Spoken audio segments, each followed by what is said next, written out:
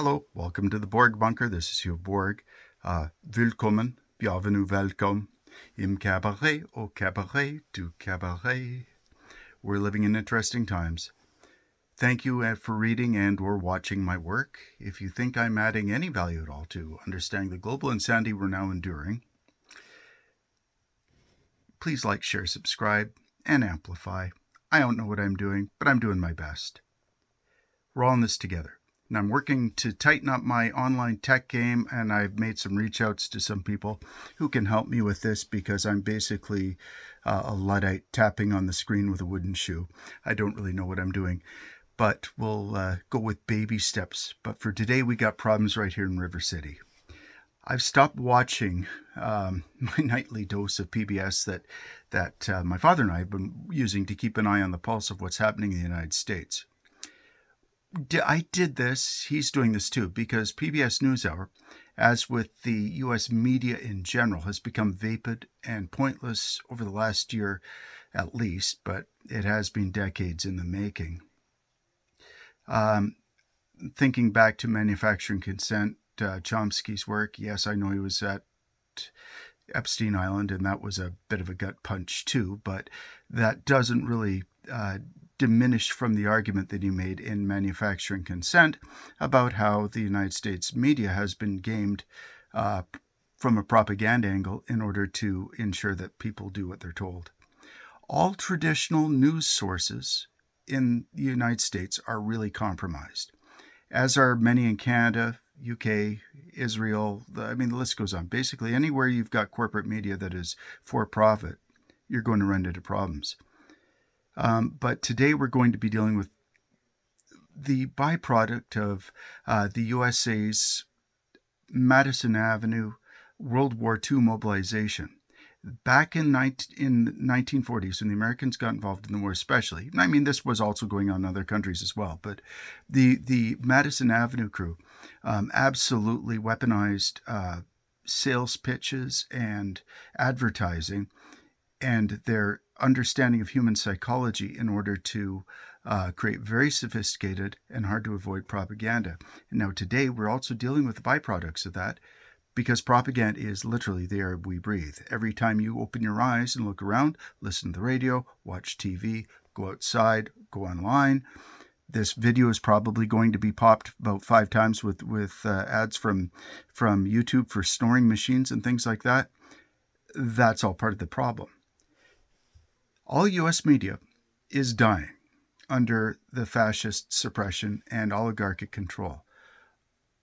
All media in the United States are now focusing on feel-good stories, avoiding big problems, and they don't provide the hard critical analysis of the insanity erupting in their nation and worldwide. And people need to know. I would recommend everybody follow Guard the Leaf, because he covers this fundamental fact very, very well. The blind spot, I would say, of American exceptionalism. But no major legacy news agencies in the United States are not deeply compromised now. But please, don't take my word for it. These are just my missives. You check this out for yourself. Watch PBS NewsHour, then watch BBC, Al Jazeera, Deutsche Welle, that's the German station, CBC, Ground News, Chinese broadcasters, as well as Australian Broadcasting Corporation. Pay attention to what's being said, but also pay attention to what is not being said. My point here is that the USA is so propagandized and reduced in societal political illiteracy that the average U.S. citizen has no functional understanding, nor the tools they need to understand how they are being manipulated, nor do they have an authentic grasp of what actually is going on in their own country, let alone the impact the United States policies are having on the planet. This is an absolutely and fully conscious mens rea and actus reus, guilty mind, guilty action. And this did not start with Trump. This mess is a product decades in the making that even Eisenhower, General Eisenhower and President Eisenhower, predicted and cautioned against in his farewell address back in 1961. Germans, under the Nazis, had radios that could only tune to the Nazi propaganda channels. But even under that, they had a vastly better read of what was happening and understanding of what was happening both domestically and internationally than in World War II than the average U.S. citizen, I think, does today. That's my opinion, but I can see this in comments are coming up in social media and public reactions to what is happening in the United States. How did we get here? Well, the civil rights movement of the late 1950s and 60s so terrified corporate owners of the United States, and this is a problem going back to the foundation of the country, where it was designed to replace the monarchy overseas with a cabal of rich people in North America and the American colonies who would be running things. This debacle, though, has been decades in the making.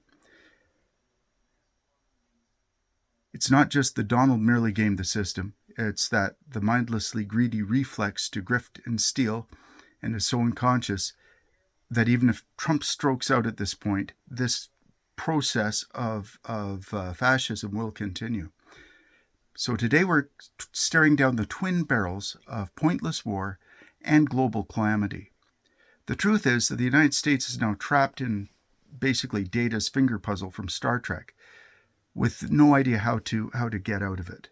Because all options open to the United States and Israel right now, even if they are interested in taking them, all options open to CENTCOM are varying degrees of terrible. Our global problem for all sane life forms on this planet is that the best case for the United States and Israel will still hurt us all and cause uncertainty, crippling hardship, global starvation, and, unfortunately, death. All because of hubris. This is a profound mess that we are now enduring. I am highly critical of a media for not covering it well. Regular U.S. news is functionally useless. They do not push back on power. They do not challenge. See manufacturing consent. It now requires hard work, time, and effort to find good, solid resources of information, and that tends to come from journalists who, more often than not, have been fired from various mainstream sources for speaking truth to power. Chris Hedges, I would point you in his direction as well. Or the journalists who have been targeted and assassinated by Israel and other states around the world. Many have been in the last 5 years. What is not lied about, though, is across the spectrum, is not mentioned. Willful omissions of bad reality is still lying. Americans are being heavily lied to. So just some points here as I think about this. First, the United States is not exceptional. No state is. It's a silly notion, like special nation, best nation. What's best? I mean, these are emotional terms. They don't actually talk about anything important. I cite Howard Zinn. Read his People's History of the United States. The United States does not have the mandate or resources to insulate themselves from their crimes anymore around the world. The crimes of empire are being visited back on the homeland, as they always are. It happened to Rome, happened to Britain, it's now happening in the United States. Israel is a fascist, genocidal, Zionistic state willing to be vastly more brutal in attaining their objectives than, arguably, even the Nazis were. That sounds harsh. But talk to anybody who has survived and gotten out of Gaza, or knows anybody who has been in Gaza. United States and Israel are both happy to burn the world to ashes if their leaders can keep their USA and Israeli power game rolling and out of prison. Bibi and Trump will, in my opinion, burn the world before standing in the dock at a trial. American citizens still think they can vote their way out of this by the midterms. They can't. Israeli arrogance and bloodlust is also off the chart. Iran was playing by the rules dictated to them for decades and are literally the adults in the room here with the respect to the war that we're currently enduring. Don't like the regime, but the regime that the Israelis and the Americans so revile has actually been fairly consistent and honest and rational in their approach to this fight. The Iranian government the USA now so reviles is also the direct result of what the USA ensured would happen when they destroyed and did a Chilean coup on the Iranian democracy way back in 1953. Why? Because they wanted to control, dominate the oil and power. Israel has been using the Holocaust as cover for 80 years of war crimes. the Nakba all the way on from 1948. The only way out to save the world from a global economic collapse will have to be for the United States and Israel to give up, step back, and take the L on the war against Iran. But I don't think anything is going to stop that train. This crisis is 80 years in the making for very parasitical international corporations and individuals who value money over lives. But that cannot excuse the criminals now killing children, so Trump's family and inner circle, like Barron, as well as Trump and Bibi's friends in the White House and in the cabinet, the inner circle, if you will, can make a serious insider trading bet on the death, destruction, and horror of their actions. I cite what the stock market is doing this week. Other authors and other commentators can cover this vastly more than I can. Joe Blogs is a very good source for that information. The United States simply do not have any understanding of how bad this is now getting. They lack the ability to comprehend and are happy to, as on the Titanic, go back to their cabin and wait for somebody else to fix the problem. USA fixing their problems and hanging hopes on the midterms, you're lying to yourself. Change now simply will not be able to happen. With respect to the USA, we cannot assume that they have the ability to physician heal thyself. All democracy, save the performative trappings, has already been leached out of the United States. Again, this took considerable time and dedicated effort. Project 25, now almost complete, was neither new nor radical. Project 2025 was really the logical next step on the ladder that we can trace back to the founding of the USA, and certainly from the 3/5 Law, and certainly from the Citizens United. No one in modern history has ever voted their way out of a suppressive fascist system bent on maintaining power.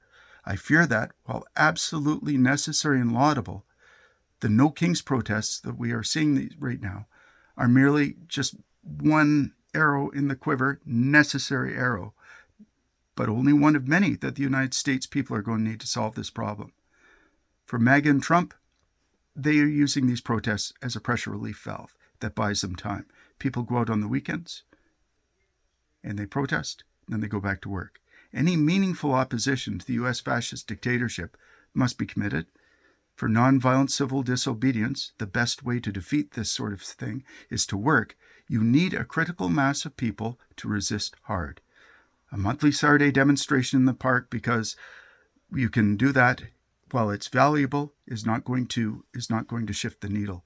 Effective change must involve getting out of the comfort zone and being willing, sadly, and this is horrible, to sacrifice your freedom. That's the only way to ensure that you can maintain it. If the forces you are fighting are not arresting you and breaking your teeth for what you're doing, then what you're doing is not affecting them. Flak's always heaviest, as they say, over the target. This sucks, but this is a fact where the United States is now. Allow me to be clear. I absolutely respect the protests and the people who have the courage to stand up against this evil. What they're doing is vital and heroic work. My point is, though, to fix this, the United States citizenry must organize like they did back in the 1930s and force a new deal on your government. Democracy can only work when the government is terrified of the people. At this point, that's the only way out. I honestly and sincerely hope we do have time to pull back from the worst. But this is now actually, in my opinion, standing into World War III. And every metric I see tells me that we're closer to a nuclear strike than any time since perhaps Tinian back in 1945. Anyways, that's a heavy, heavy dose of my thoughts about what's going on in the media. Again, I have absolute respect for everybody in the United States who is doing their damnedest to fight against this fascist chaos. It's going to be a long fight. Brace yourselves for it and be kind to each other, because it's only going to get hard, and everybody's going to have to lean in hard on each other if we're going to get through this. Anyways, if you find my notions useful or interesting, please like, share, and subscribe. And if you want to support my work, well, it'd be sincerely appreciated. Anyways, please follow my links on Blue Sky, Twitter, when I get back on Twitter, YouTube, and Substack. And as always, be kind to each other. And if you can, get some dirt out and grow a victory garden this spring. We might need the calories, and we are probably going to see privation and lack of resources and foodstuffs shortages in Canada probably starting this fall. The world's a mess and everybody's feeling it. So let's hope for the best for tomorrow, Tuesday, and look after each other. Anyways, that's all from the Borg bunker for now. Tomorrow morning, I'm going to get up bright and early. I'm going to see if I can figure out how to make this damn thing work, because knocking my way around it terrifies me. But we'll see what we can do about getting a drone going, and maybe I can even have it follow me and I can do this sort of thing on the road. But that'd be fun. Anyways, that's all from the Borg bunker for now. You guys have yourselves a great night, and if you're reading this in the morning, have a great day. You've Borg out.